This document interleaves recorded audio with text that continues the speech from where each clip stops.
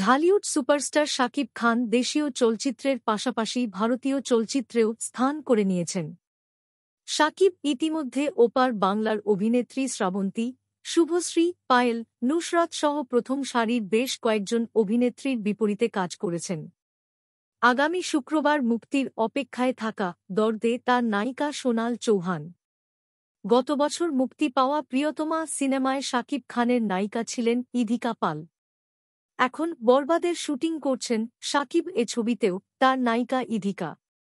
এবার ঢাকাই ছবির অন্যতম এই শীর্ষ নায়কের সঙ্গে কাজ করতে চান কলকাতার অভিনেত্রী সৌমিত্রিষা কুণ্ডু। গত রবিবার রাতে কলকাতার এক হোটেলে আয়োজিত অনুষ্ঠানে নতুন এক ৮টি সিনেমার ঘোষণা দেয় প্রযোজনা সংস্থা এসকে মুভিজ।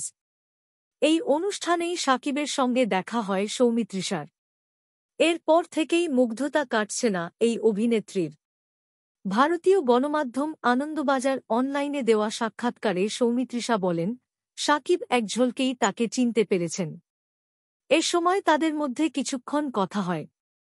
সে সময়কার মুহূর্ত নিয়ে সৌমিত্রিষার কথায়, খুব বেশিক্ষণ না হলেও যেটুকু কথা হলো বুঝলাম মানুষটা ভীষণ মাটির কাছাকাছি।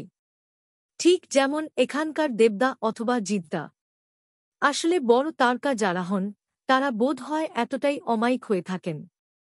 আলাদা করে পরিচয় দিতে হয়নি, নিজে থেকেই কথা বলেছেন শাকিব, জানালেন এই অভিনেত্রী। শাকিবের সঙ্গে কাজ করার খুব ইচ্ছা জানিয়ে সৌমিত্রিষা বলেন, তার সঙ্গে কাজ করার খুব ইচ্ছা আমার, তবে সে নিয়ে এখনই কোনো কথাবার্তা এগোয়নি। অভিনেত্রী আরও বলেন, আমি শাকিব খান থেকে শাহরুখ খান সবার সঙ্গে কাজ করতে চাই। তাদের সঙ্গে কাজ করতে পারা তো জীবনের একটা অভিজ্ঞতা। সৌমিত্রিষা ভারতীয় টিভি সিরিয়াল মিঠাই ধারাবাহিকটিতে দ্বৈত চরিত্রে অভিনয় করে ভারতের পাশাপাশি বাংলাদেশেও ব্যাপক পরিচিতি পান।